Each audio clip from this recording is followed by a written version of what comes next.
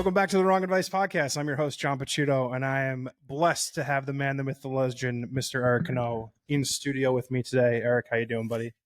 I'm doing great, John. Common error. There's a lot of, for my entire 41 years on the planet. My name has been butchered for years, and I never really corrected anybody. It's actually Cano, but you are a diehard New York Yankees fan, so the Cano, I will allow the Cano to slide. All right. But for most of my life, it's been Cano, which is wrong. Mortal Kombat style. Yeah, but I just never bothered correcting people. But I think somewhere in the last 10 to 15 years, I was like, all right, well, listen, that's not really my how you say my last name. So it's Cano. Nice. Good to know. Could have probably gotten that out of the way before the intro. It would be like if somebody was like, is it John Prosciutto or is it John Picciuto? Yeah. Something like that. Just say Picciuto and don't call me late for dinner or whatever that fucking dumbass thing is. Can you introduce yourself to the listeners? So my name's Eric. I am a casting director and mother agent / model talent manager. Born and raised in Jersey City, currently still live in Jersey City. I've been working in the fashion industry for the last 20 years or so, and just really enjoying working for myself this last almost decade, actually. Yeah, that's impressive. How does one start becoming Eric Cano?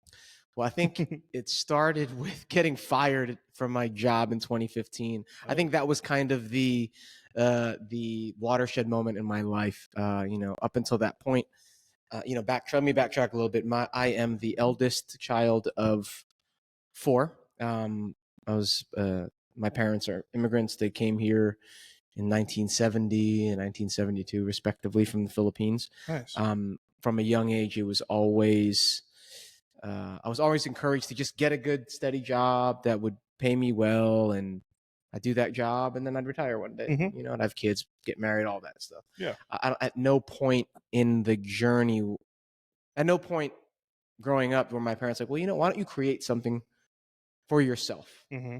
And why don't you work for yourself? So, I did the thing you were supposed to do. You go to school, you go to college, you get your degree, in my case, English literature degree, with which I did absolutely nothing with. Yeah. But, luckily I didn't pay for school. Shout out Rutgers, class of 03. Nice. And, I got a job in retail to get my foot in the door in fashion because, when you're the child of immigrants and you tell them that you're going to take an unpaid internship for a summer, and the first thing they ask you is like, wait, so you're not going to get paid to work? And you say, yeah, it's like, it's good experience, and I'll make connections. And then you find yourself working at Blockbuster Video. your summer going into junior year of college. So I graduated from Rutgers in 03, started working in retail, excelled at sales. Nice. So because I did well at sales, I got recruited by some, cool companies, found myself working at Dolce & Gabbana, then working at, a very well-respected store that's no longer a business called Jeffrey, New York. And then, I ended up at now another store that is no longer a business called Scoop NYC. When I was working at Scoop NYC, I did some personal shopping on the side. I was the top salesman for men's in the East Coast. Wow. And you start meeting some really exceptional and rich people. Yeah. In my case, I met somebody that would kind of change the course of my career. His name was Dennis Page. I was the personal shopper of his wife and his teenage son at the time. And they came in, and I remember her telling me that Janet said that, oh, you know what? You'd like my husband. And I was like, oh, who's your husband? He was like, he works in publishing. I'm like, oh, what kind of publishing? Is he like, I asked, is he at Penguin or Simon & Schuster? She goes, no, he works for a small interest a magazine publisher called Harris. And I was like, is your husband Dennis Page? And she's like, yeah, how do you know? And I go, well, I bought the first 2 copies of Slam magazine and Double XL magazine in 1994 and 97. She goes, get out of here. I got to bring him in here. He's going to love you. So, I thought she was just being polite. Yeah.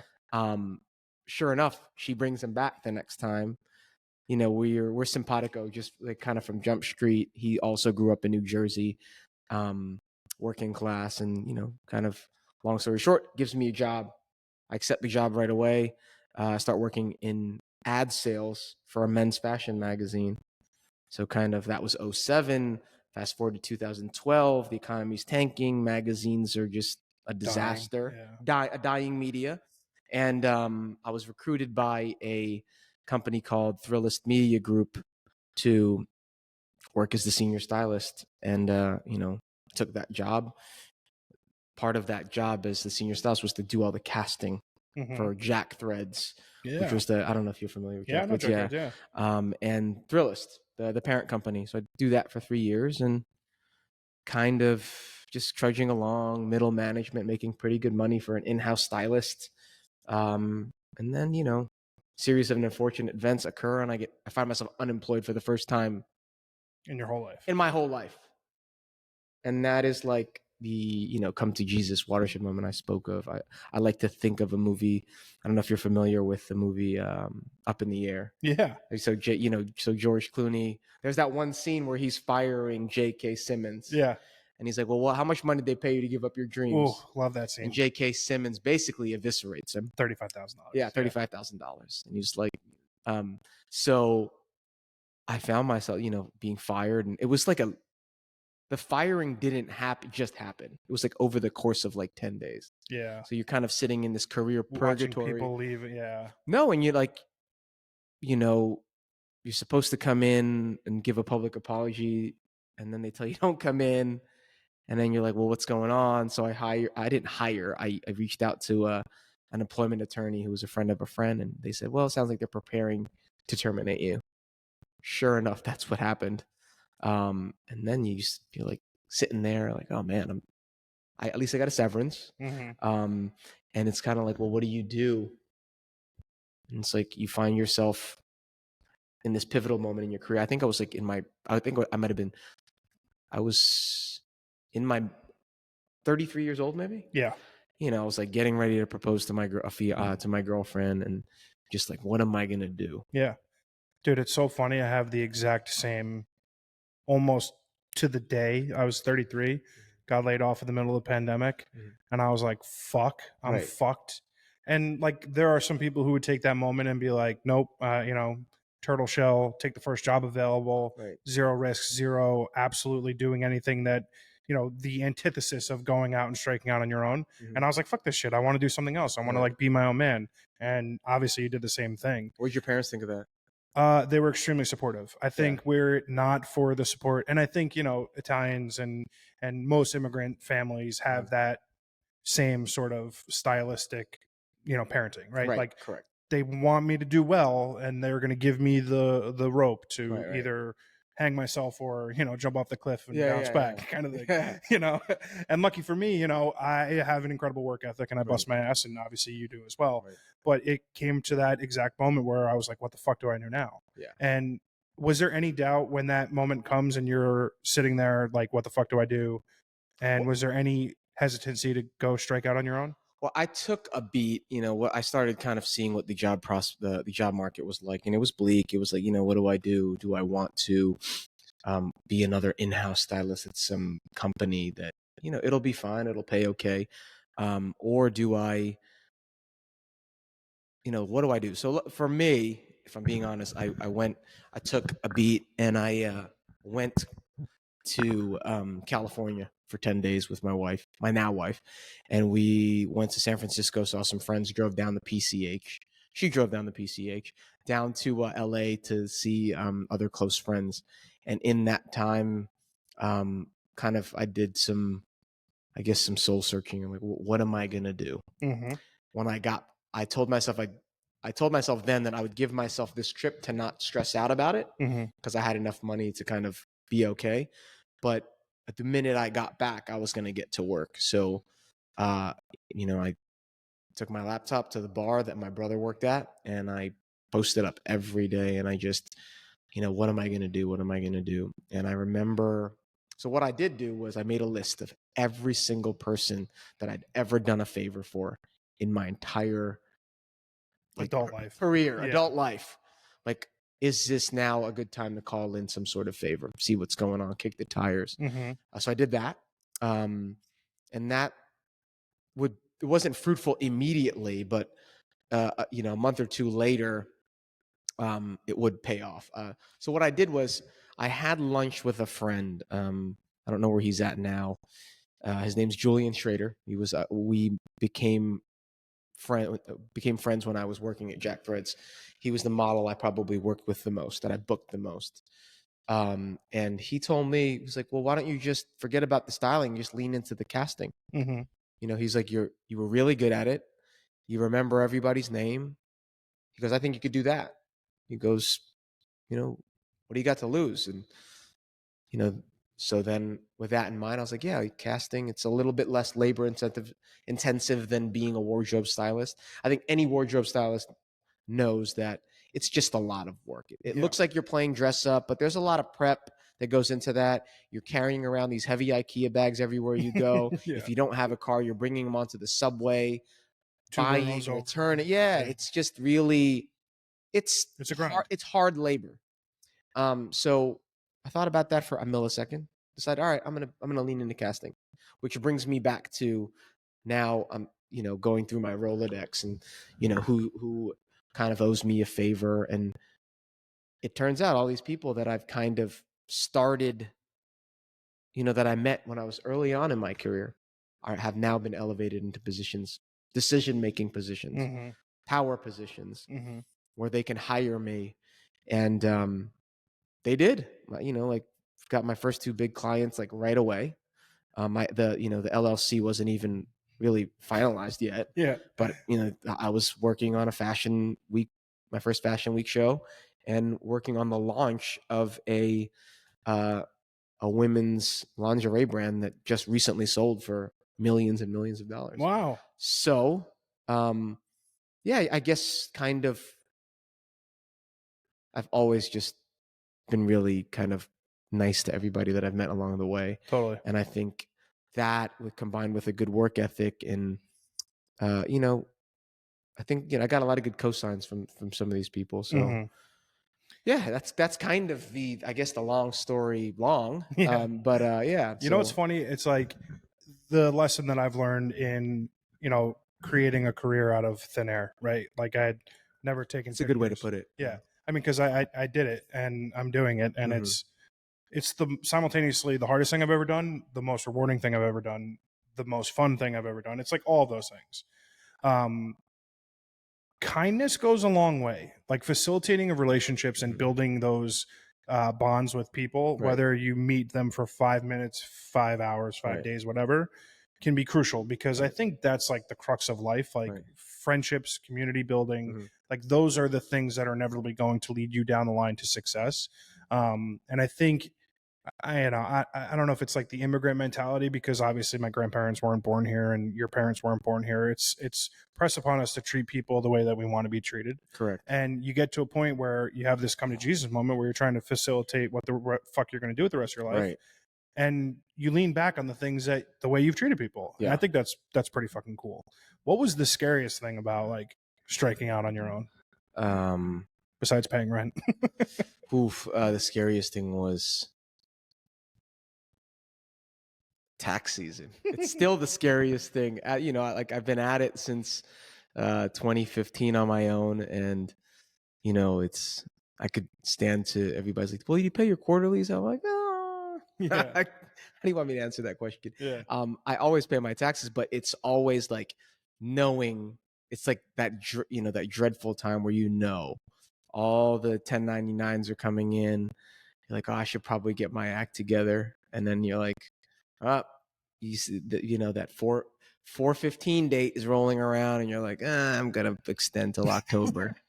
I'm currently in that position again. Every year. It's like, and for me, it's just filing my expenses. Yeah. Like compiling all those receipts. That's the scariest part. Honestly, it hasn't been that bad. I always wonder. A friend of mine, I'll shout him out, Ryan Slack, another photographer. Good guy. Also a watch guy. Nice. You guys, he's salt of the earth. You'd really like him. Ryan once told me his father said, "Yo, son, every client you have is gonna fire you at some point." And and he was, he's right. I mean, maybe not fire you, But but not leave, use but you. yeah, but not use you or leave you, or you know, maybe there's a change of at the top leadership wise, and that new creative director, art director wants to bring their people in, Mm-hmm. and it's never personal, It's even like though it sports. feels personal because they're essentially shutting off a valve for you to make money. Yeah. So it feels personal, even though it's not. You kind of just, and it's happened to me. Clients come and go. I think trying to customer acquisition is tricky. Yeah. I think retaining the clients is easier.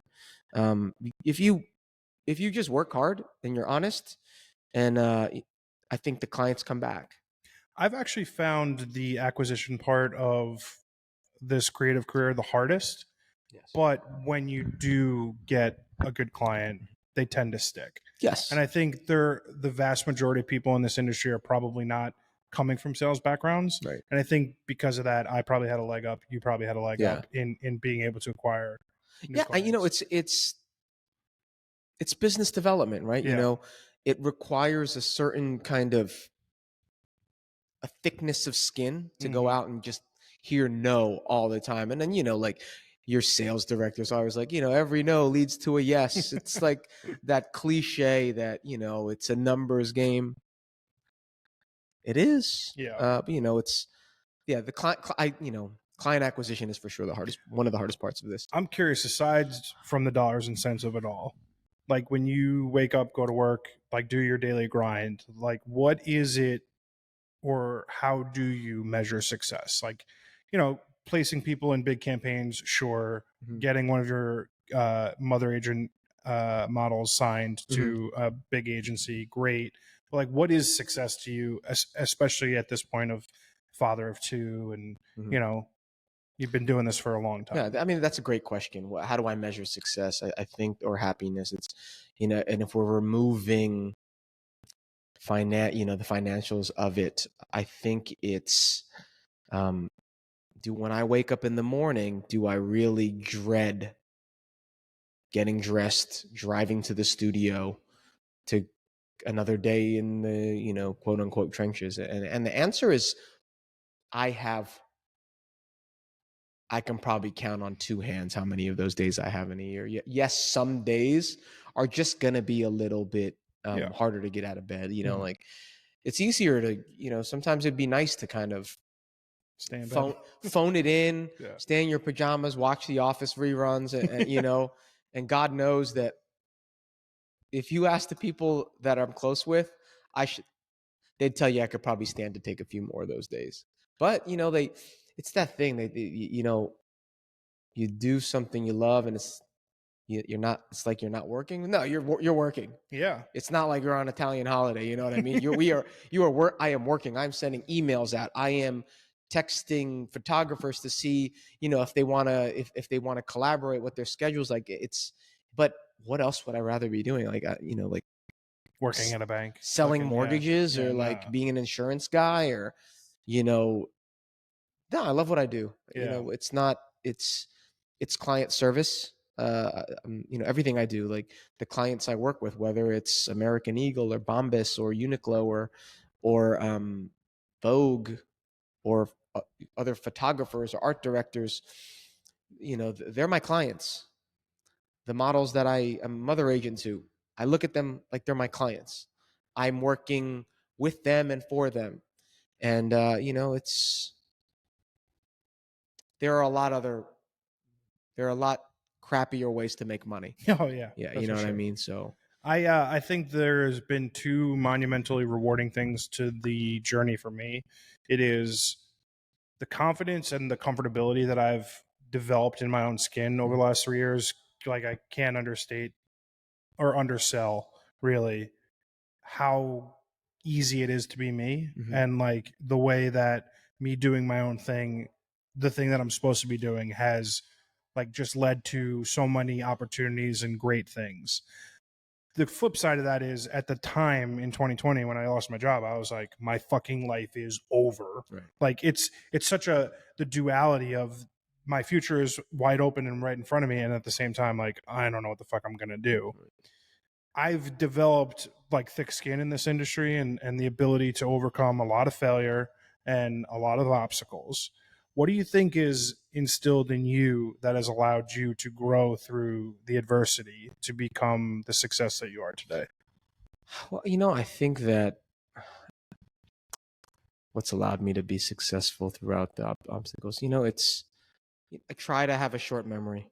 Um, Definitely try not to take anything personal. And you ever see the movie The Martian? Yeah. Okay. Matt Damon's character gets marooned out in Mars and he finds his way home, right? Ends up, I think the film concludes with him being a professor maybe at MIT. Yeah.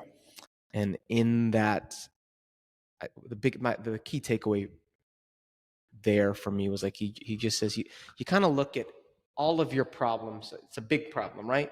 You make them you turn them into smaller problems because it becomes easier to digest them and easier to solve them. And you go ahead and you solve as many of those little problems as possible. And if you solve enough of them, the big problem gets answered. The big problem gets answered. That has been my approach since I've seen that movie. There's nothing, I'm constantly dealing with some sort of putting out some sort of fire, and there's always going to be some adversity. I think relative to some of the adversity that other, career people face, it's relatively small peanuts, right? Yeah. What's the worst thing that happens? Like a model doesn't show up on time and it gives me a headache because maybe I'm trying to exercise and like not be answering emails at 8:30 in the morning. Yeah. But that's small. Those are small potatoes, and it's just kind of taking a beat. I've kind of learned to like I started doing therapy during the pandemic. The best. Yeah, I was just like, why did it take me so long to do this? Because you're a man. And it's like toxic masculinity, and that's the immigrant mentality. Thanks, immigrant parents. You're right. It's like, what do you mean? You pay me up to tell me your problems? That's what I think my dad and mom both said that to me, which is such a joke. But therapy, kind of just these coping mechanisms to kind of deal with problems. I mean, like we all have problems, right? And when I think about it, like, if I start moaning to somebody about like really that's your problem. I think we live in a time where because we have just such brain inundation and noise, right, that it's so much noise. It's so much. It's oftentimes very easy to lose the idea that you're struggling with something, and simultaneously easy to avoid it, right, to the point where it ultimately becomes an actual problem. Yes. And I love therapy. I'm the biggest proponent of it. I think it's changed my life.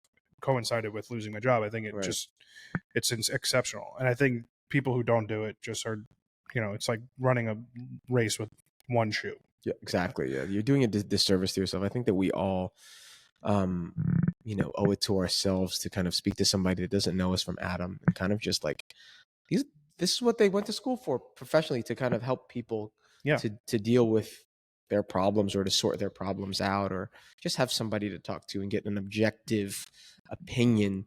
And I think that, unbiased as well. Unbiased opinion. Like they don't know me from a hole in the wall. So they don't know about all the crap all my baggage and all the crap I'm carrying with me. They can give it to me straight. And I think that's what I really like about it. I think that my last therapist, she was great, very sweet, but ultimately I don't think we were the right fit. So I haven't been in a while, but I should get back in. I look at therapy like I look at my relationship with the gym. Because it is a muscle, right? It is like my mental strength is the same as like, me working out. Right. And sometimes I need a few months of really heavy mental therapy. And, right. I haven't gone in probably 5 months, 6 Right. months, but it's like it's like a car. You need to service a car, do a couple thousand. Yeah. How much do you think the comfortability that you have in yourself as, I hate the word, but entrepreneur and self-employed kind of person came with age and life experience? All of it. All of it. There's a, what's the saying? The youth, no, time is wasted on youth. Whatever. I don't remember what it is. Youth is wasted on the youth or something like that. Yeah, it's like, yeah, something like, yeah, I don't, energy or yeah, exuberance. well, or something. you'll need to look fact that check up. it. Yeah, fact check it. I think it's all perspective. The sad thing about this all is that when you're young, what's this? I know the saying, young, dumb, and full of cum. And you just think you're That was invincible. Jay-Z, right? Yeah, and you know everything. And you swear you're the first. It was like, we're like Christopher Columbus discovering Everything. everything, right? You swear you know it all. You're invincible. And then as you get older and life beats you up a little bit, and I'm a really cynical guy, you just see that like you didn't know anything. Nothing. And life actually has to happen to you 100%. before you're able to have a wider perspective, which will allow you to be more empathetic towards other people, and will just allow you to be a better, what I hope is a better business person. And I think that I'm 41.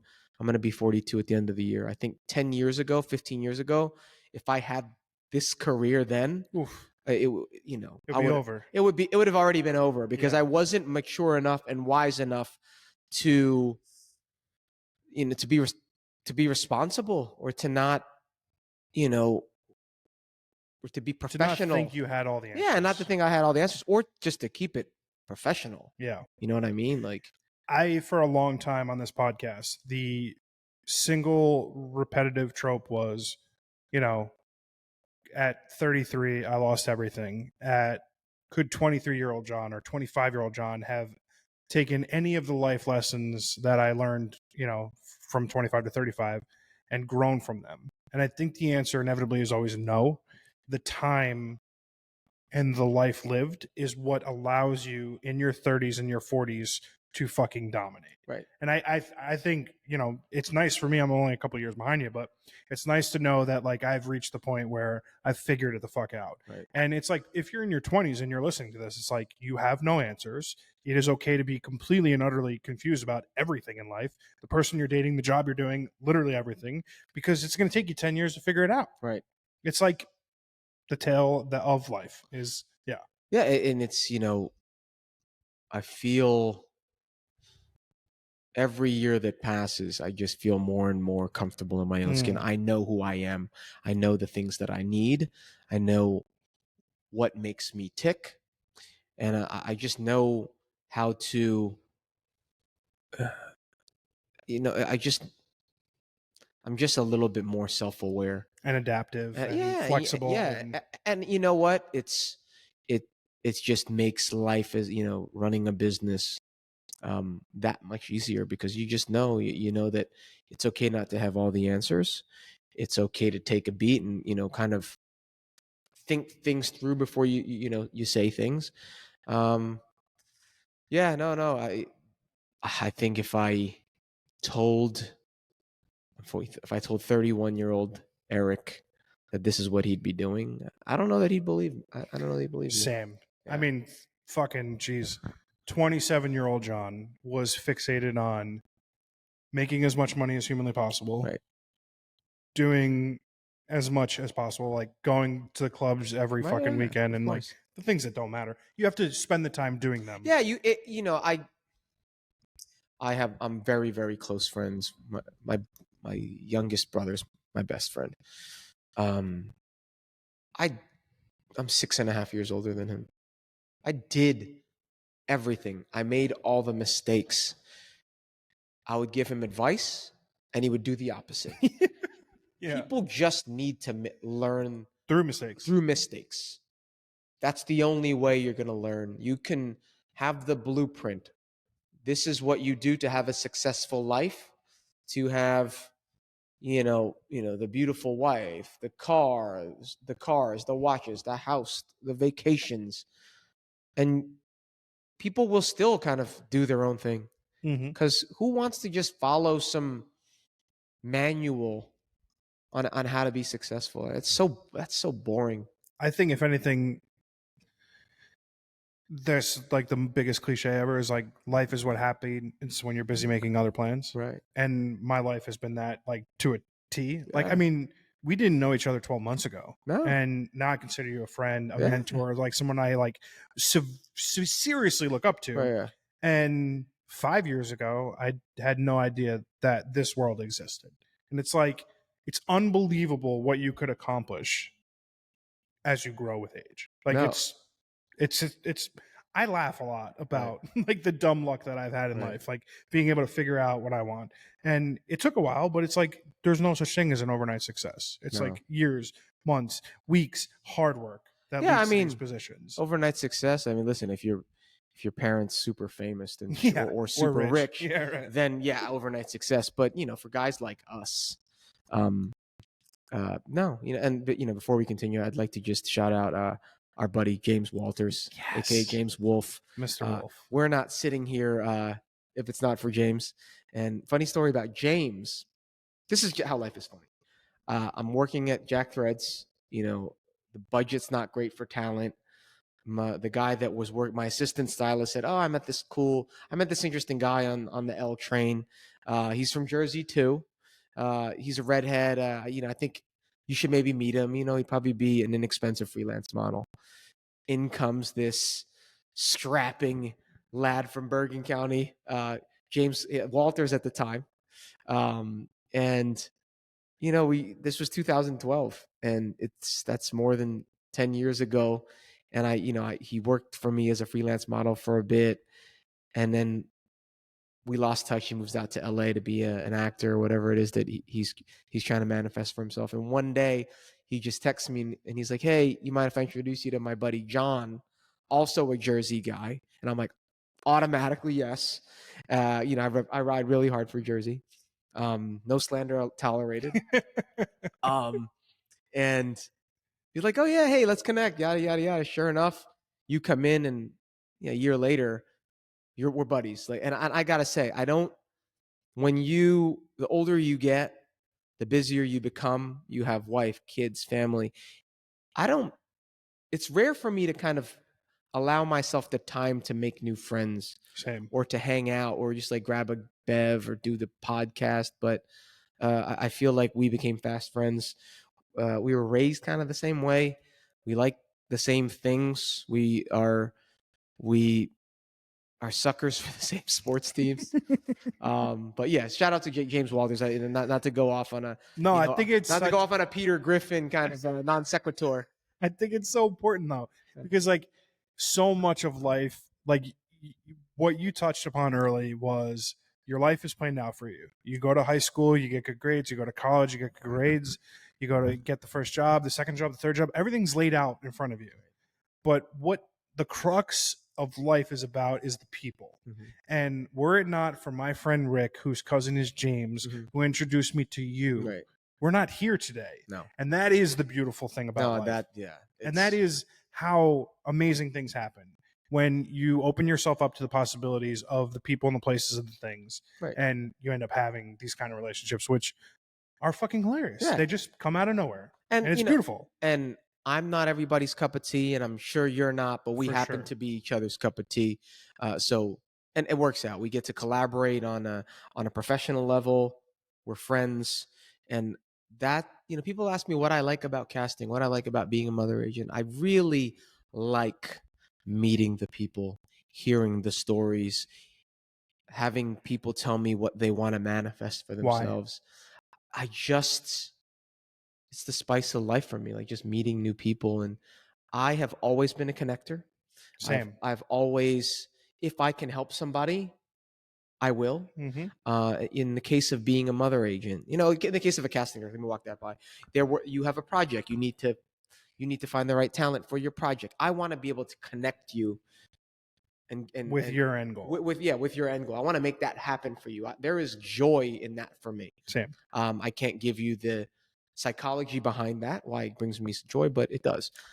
Same. But with the models, it's, you meet these people, and they're like it's like a piece of clay that hasn't been molded yet. And that I can take my experience, my working experience, and really shape them and help them achieve their goals. And I get a kick out of it when, like I get an email from their booking agent and it's like, you've been confirmed for Maybelline for $5,000. And I'm just Fuck yeah. like you're, like you're just from Tulsa, Oklahoma.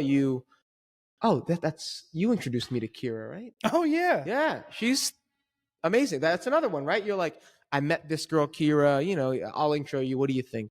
She is a delight. You know what's funny?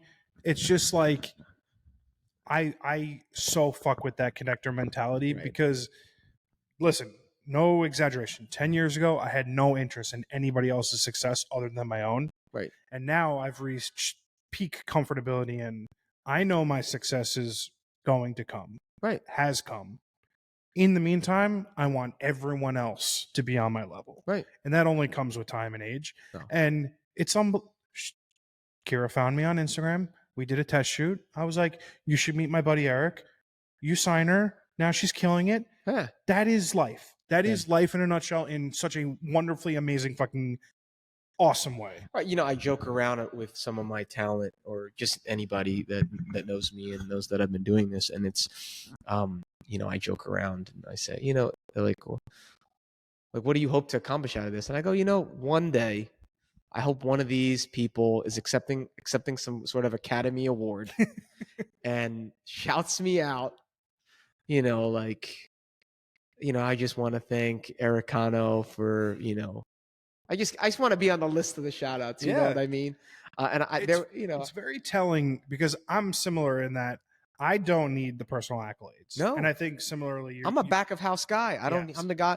I'm a behind the scenes back of house guy. Yeah.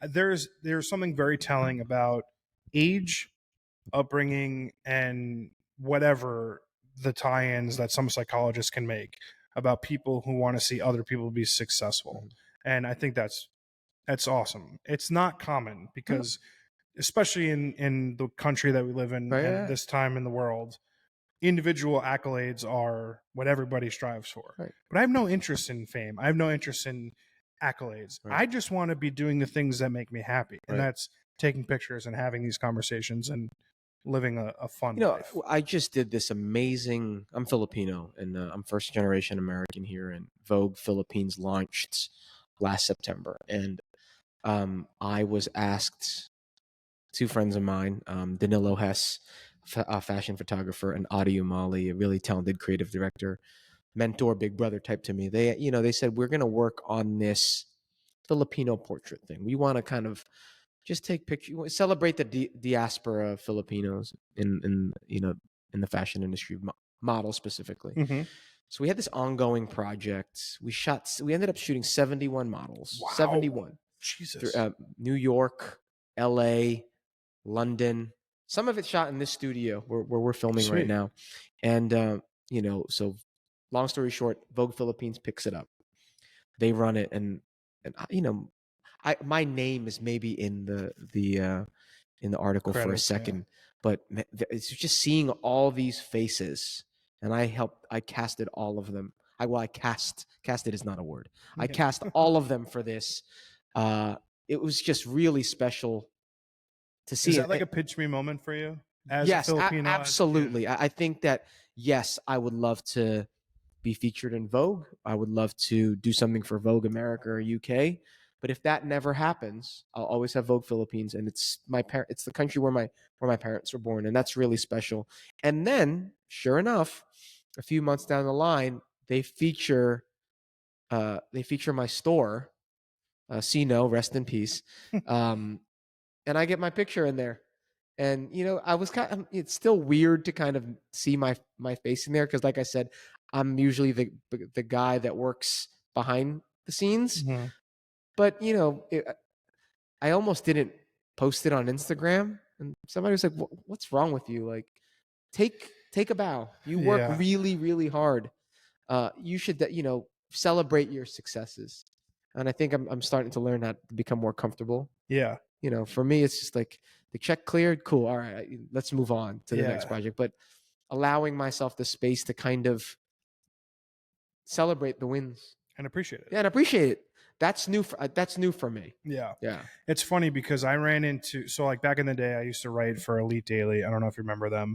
I was an online blogger for them way back in the day. It's like Barstool. Yeah, but it was like for like, you know, millennials and talking about like relationships and dating. And like I had this whole like thing that I told no one about. Like I didn't publish it, that like I was like, It's like Tucker Max. yeah, I mean, it was like, you know, I was talking about like dating and relationships and stuff for Elite Daily. And, you know, we're talking like over 10 years ago. And my point of contact there, I randomly ran into at the Penn Station like 7-10 days ago. Oh, wow. And it was like so nice catching up. And she paid me a compliment that I have such a hard time accepting compliments. I don't know if you're the same. It goes to the accolade thing. I don't like to be like praised for anything. Like it just feels icky to me. And she was like, you took a chance in your life and like did something that was like completely out of the norm for like what you were trying to do, and you're doing it, and I find that so inspiring to me. And it totally blew me away that someone who I have an internet relationship with would like take the time out of their day and like praise me in that regard. On the flip side of that is, as a person who's become your friend over the last couple of years, I find it remarkable the things that you've been able to build, the obstacles you've been able to overcome, and the business that you've established. And as someone who has obviously a rooting interest, it's really cool to see someone who's kind of in the same boat that like doesn't need the praise, doesn't need the accolades, but it is deserved. Yeah, it's funny you say that. First of all, thank you. Second of all, this year was the first time I really took a step back out of my own skin and like took a look and was like, you know what, man, you did good, kid. And it's not just the material things. It's not just the watch you always wanted that's on your wrist. It's not the house.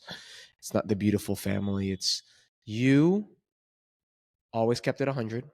You were always honest and transparent with the people that you work with, collaborate with, and you just work hard and everybody notices it. And you should allow yourself the moment, a brief moment to just be like, you know what? Maybe I am successful. Yeah. I'll never, ever, ever look in the mirror and be like, man, I'm successful. I'll never. And I think that's what that. It comes from your upbringing. Yeah, well, that, repressing that or whatever it is like kind of what drives me to continue to push forward, to march on and just keep pushing for more. When will I ever be satisfied? I don't know.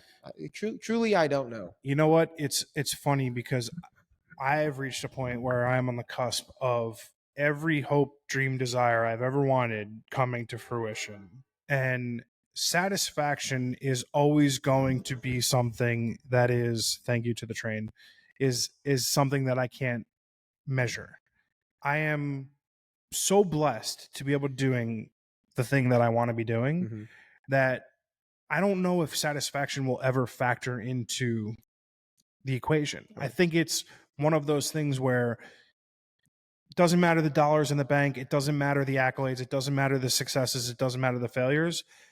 The fact that I get to wake up every day and do the thing that I love is all that needs to be measured.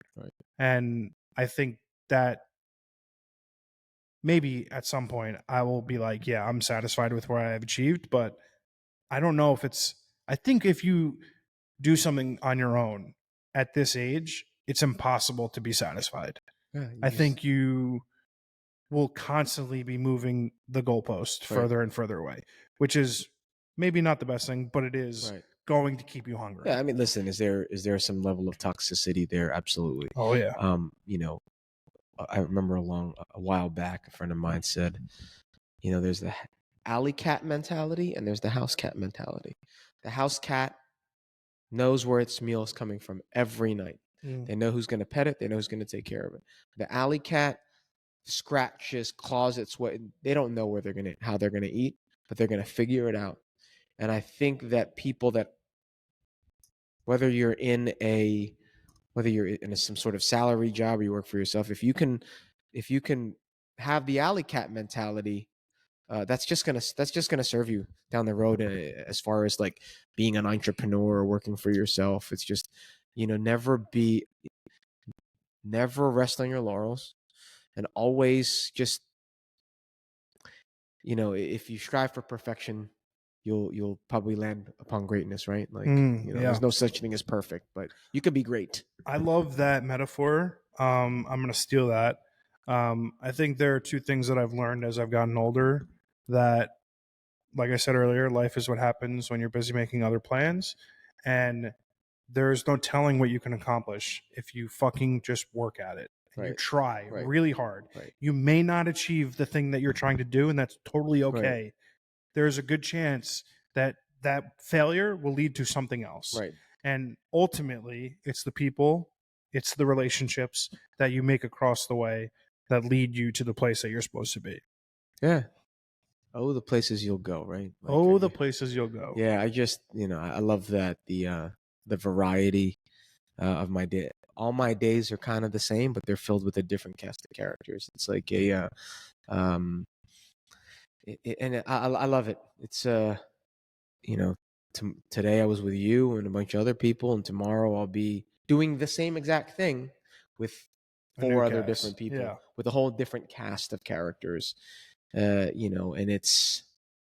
I love it. I wouldn't trade it in. I couldn't see myself working for anyone. Listen, I'll take a side gig, Yeah. so, anybody's listening here, you need a casting director or whatever, like, holler at me. But aside from that, I'm living the dream. I work for myself. There's not my biggest problem. My wife would agree.